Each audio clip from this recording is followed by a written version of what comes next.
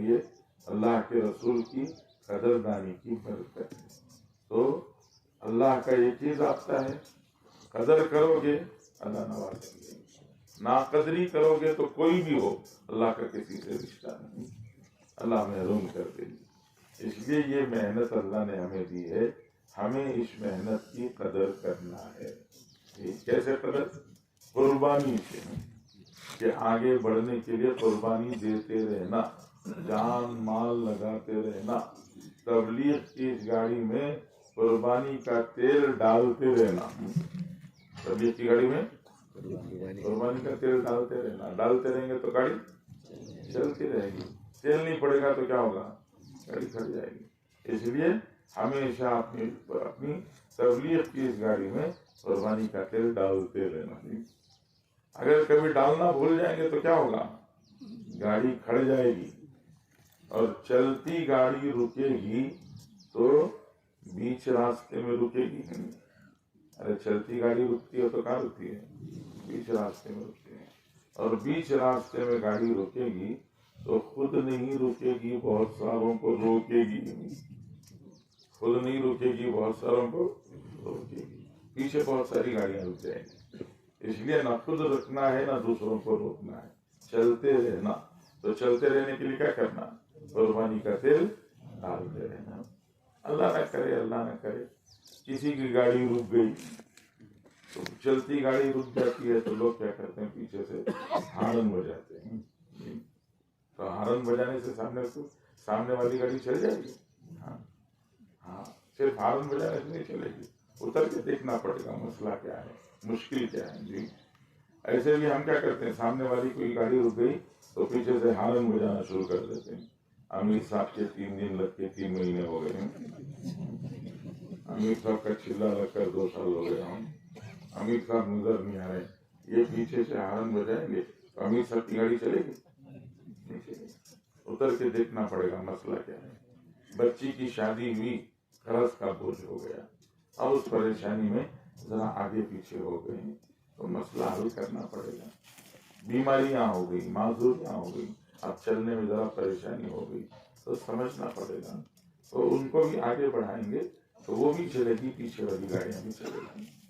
تو اس لیے یہ ہارن نہیں بجانا، صرف کیا کرنا؟ اتر کے مسئلہ سمجھنا اور مشکل حل کرنا. اسی لیے تبلیغ چلتے رہنا، چلاتے رہنا، خود بھی چلنا، دوسروں کو بھی چلانا، ہر ایک کو لے کر چلنے کی محنت ہے. یہ ساتھیوں کی قدر کر ہر ایک کو لے کے چلنا.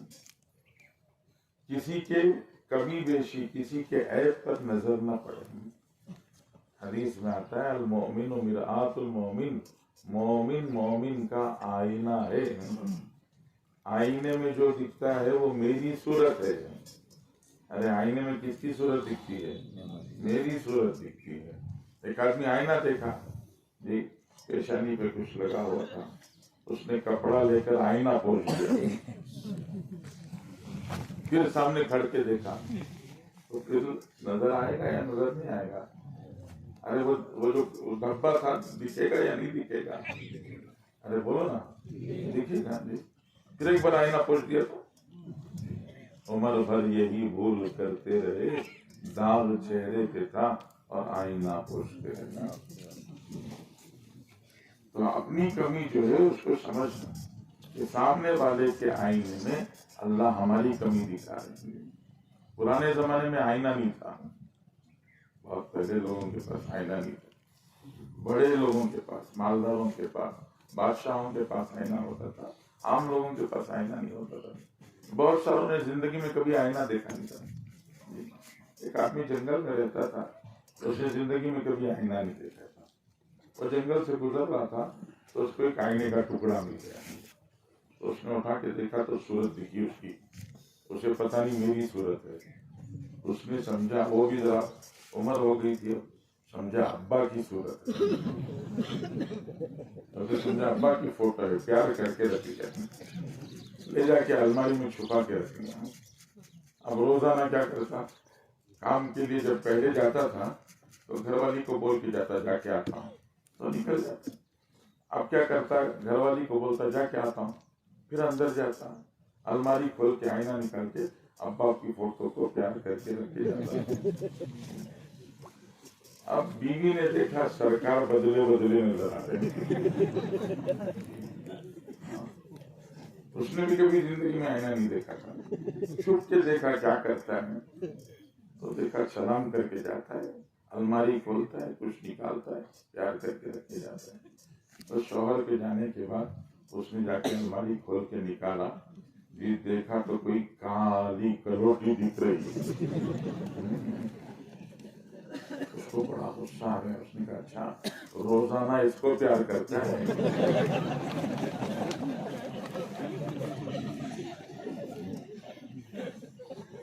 انہوں نے تو آئینہ نہیں دیکھا ہے بیچارے, ان کو پتا نہیں. ہم نے تو دیکھا ہے نا, ہمیں معلوم ہے دوسرے کا نہیں اپنا چہرہ دکھتا ہے. ساتھی میں جو کمی دکھتی ہے وہ اس کی کمی نہیں ہے, وہ ہماری کمی ہے. ہمیں اپنی کمی کا خیال کرنا ہے, یہ میری کمی ہے. ساتھیوں کو لے کر چلنا. کسی کی برائی دل میں پڑے تو برائی دل میں نہ آئے. اللہ والے بزرگان دین فرماتے ہیں تبلیغ والے دائی کا دل سمندر کے جیسا ہوتا ہے. سمندر کے قریب جو شہر ہوتے ہیں, سارے شہر کی گندگی کہاں جا کے گرتی ہے؟ سمندر میں گرتی ہے. سمندر میں گر کے سمندر کو گندا کر دیتی ہے؟ نہیں کرتی. سارے شہر کی گندگی سمندر میں گر کر سمندر کو گندا نہیں کرتی, بلکہ سمندر اس گندگی کو پاک کر دیتا ہے. ایسے دائی کے دل میں کوئی برائی کسی نے کہا, اس نے سنا دیا تو دل میں برائی آ کر ہمارا دل جی گندا نہیں ہوگا بلکہ اس کو بھی پاک کر دے گی. تو اس لیے اس محنت میں ہمیں جی خود بھی چلنا, ساتھیوں کو بھی لے کے چلنا. اور کب تک چلنا؟ ہم مرتے دم تک. حضرت محمد صاحب فرماتے تھے کرتے کرتے مرنا ہے, مرتے مرتے آخر عمر تک, مرتے دم تک چلے. اس کے لیے جی چھوٹے بن کے چلنا. چھوٹے بن کے چلنا. چھوٹے بن کے چلیں گے تو دیر تک چلیں گے, آخر تک چلتے رہیں گے. چھوٹے بن کے رہنے میں بڑے فائدے. سب سے پہلا فائدہ, بڑا فائدہ,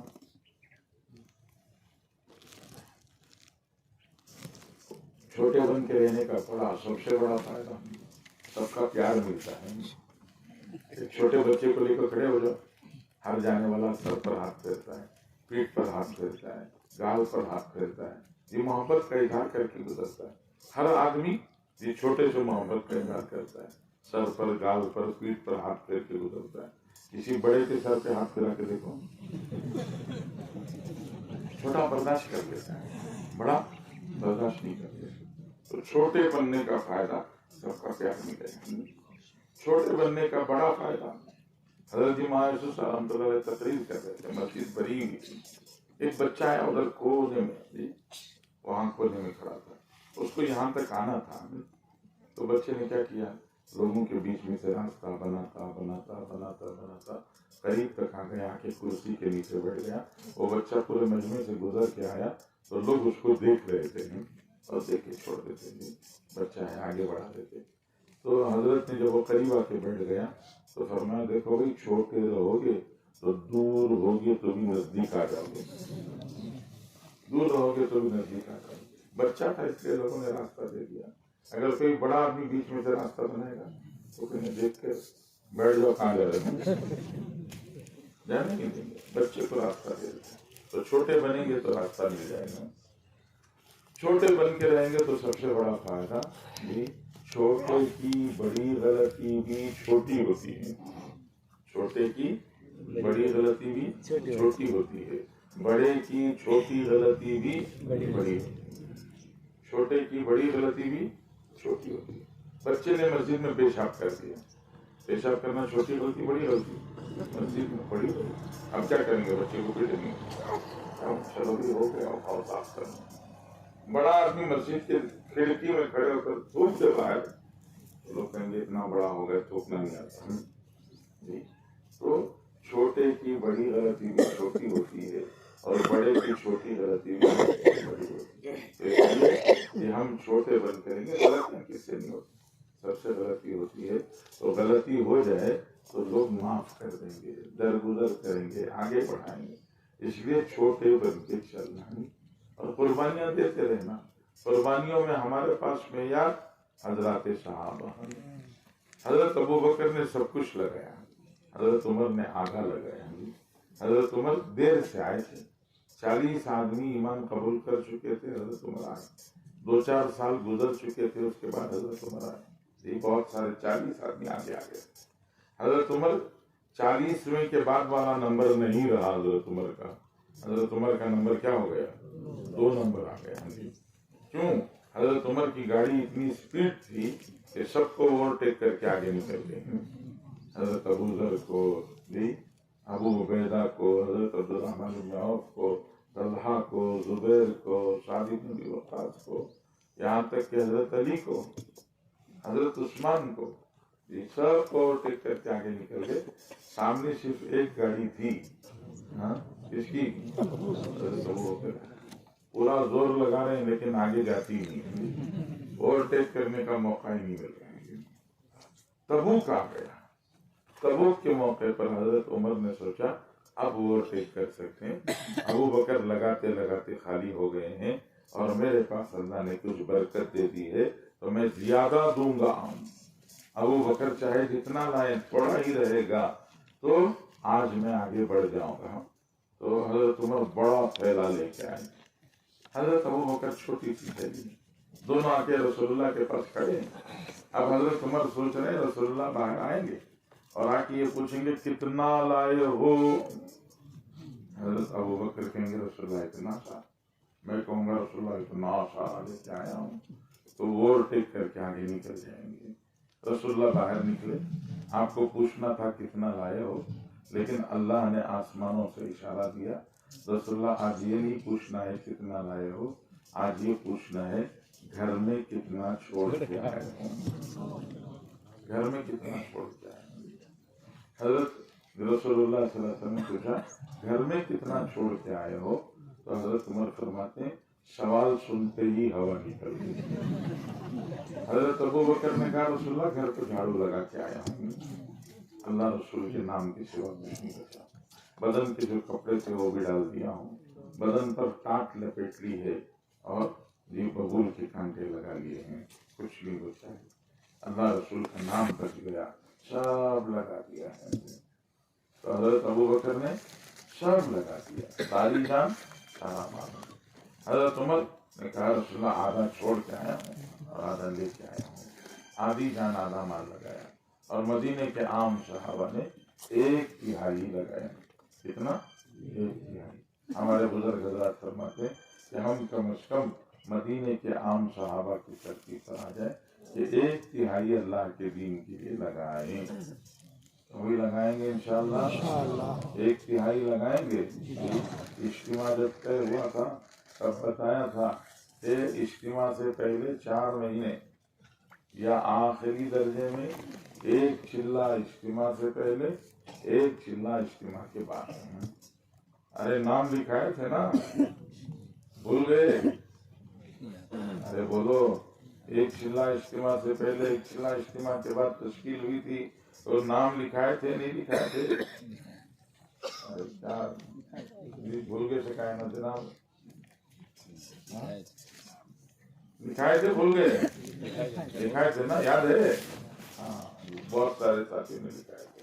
تو نقد جانے والے کھڑو بھائی، کون کون نقد جانے جی آج کے اجتماع سے نقد جانے والے کون ہیں ذرا کھڑو. ماشاءاللہ 70-80 جماعتیں ہیں ماشاءاللہ، اللہ قبول کرنا. نقد جانے والے کھڑو آج سے نقد. باگل کوٹ شہر والے، بارات تو باگل کوٹ میں اتری ہے.